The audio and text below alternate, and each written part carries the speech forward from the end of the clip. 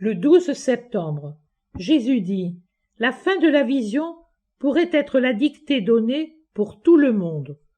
Aujourd'hui, comme il y a 20 siècles, c'est effectivement à tous que j'adresse ces paroles. Mais les pharisiens qui refusent de les accueillir sont trop nombreux. Le monde marche vers sa paix, qui n'est pas la mienne. En effet, ma paix est une paix de sainteté et de justice. Celle du monde se fonde sur des abus de pouvoir et de la corruption. Les événements passés et présents sont horribles, n'est-ce pas? Je vous renvoie à mes premières dictées. J'ai toujours dit que cette guerre n'était pas une guerre entre des peuples, mais celle de Satan contre Dieu.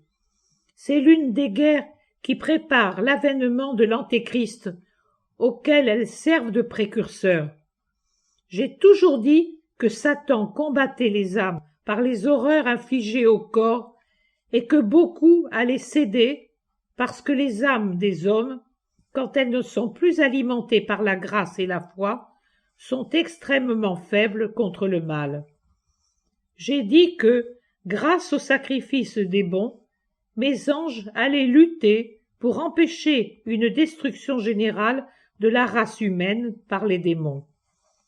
Dans le cas particulier des Italiens, j'ai dit que s'ils n'avaient pas su utiliser avec droiture leur grâce première, et si, après avoir adoré comme Dieu quelqu'un qui valait moins qu'une idole, et l'avoir servi avec une servilité bestiale, ils en étaient venus à utiliser ces cruelles méthodes personnelles, la punition serait descendue sur eux.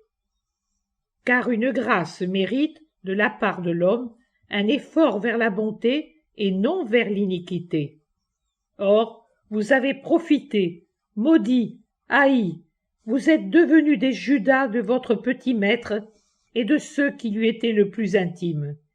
Hier seulement, vous étiez prostrés comme des esclaves, et aujourd'hui déjà vous tendez le poing, vous médisez, et vous êtes rapaces pour soutirer ce qu'il vous déplaisait auparavant de voir en d'autres mains.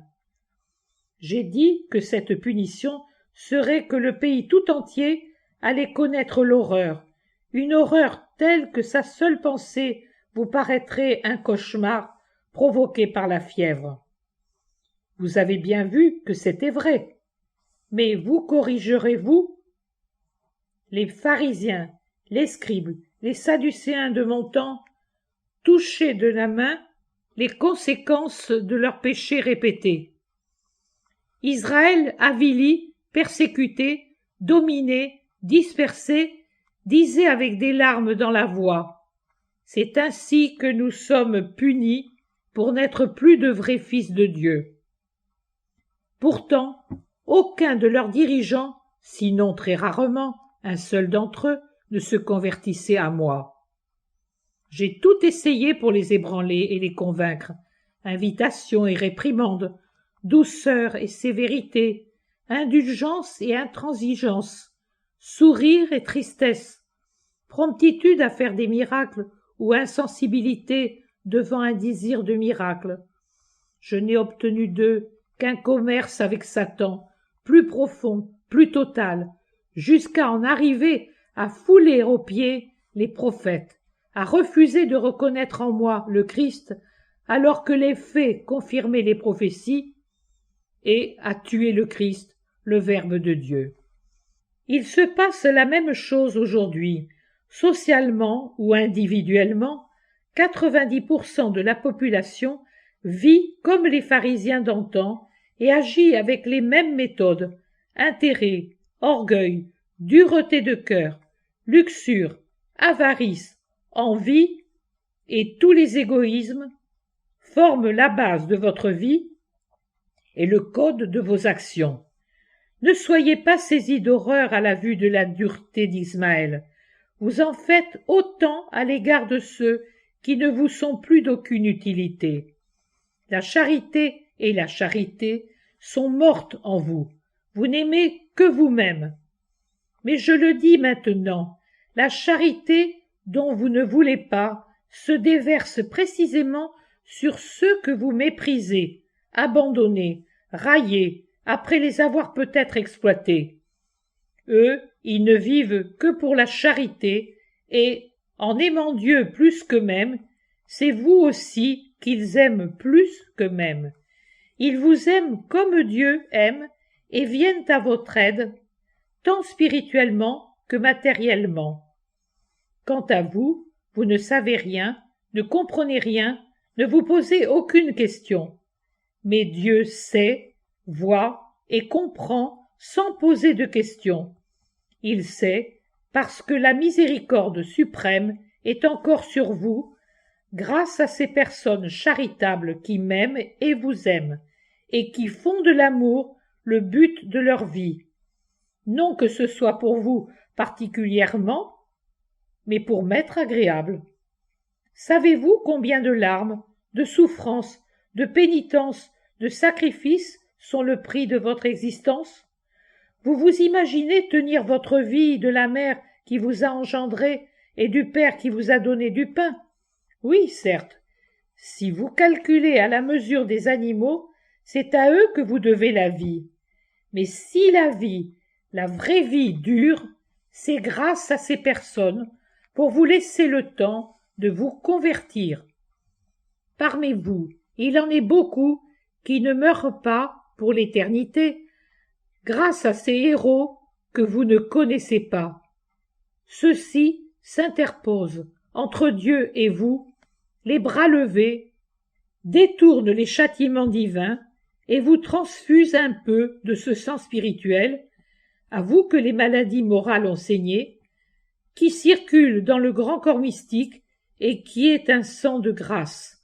Mais cela se passe par le crible de leur être sacrifié, qui filtre ce bien vers vous qui êtes mauvais. Voici une dictée bien sévère. Cela me peine pour mon petit Jean. Je le réconforte par cette caresse. Même si tous t'abandonnaient, moi je resterai auprès de toi. Même si tous t'oubliaient, moi je me souviendrai de toi. Même si tous te haïssaient, moi je t'aimerai. Vois-tu comme je viens à ton aide, juste matériellement, par des forces physiques quand il le faut?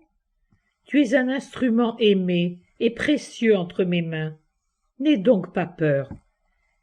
Vis dans et pour ta mission. Fais comme ces enfants à qui l'on donne un kaléidoscope qui montre des vues merveilleuses s'il tient les yeux rivés aux lentilles, mais qui n'est plus qu'une boîte noire s'il les en détache. Toi, garde les yeux fixés sur moi et sur ta mission. Le monde est autour de toi. Il doit y rester, mais qu'il ne soit pas en toi, non. Transmets au monde, à ce pauvre monde ignorant et aveugle, les leçons et les lumières qui te viennent de mon monde. Si tu pouvais voir comme le ciel entoure ta tâche. Ah, comme tu seras heureuse lorsque tu réaliseras que tu es dans mon monde pour toujours et que tu y seras venue de ce pauvre monde sans même t'en apercevoir, en passant d'une vision à la réalité, comme un petit enfant qui rêve à sa maman et s'éveille alors qu'elle le serre sur son cœur. C'est ainsi que j'agirai à ton égard. Sois bonne, patiente, charitable, et ne crains rien. Je te donne ma paix, je te la donne à flot en ce jour de la fête du nom de Marie, et que ce soit le don de grâce accordé au petit Jean.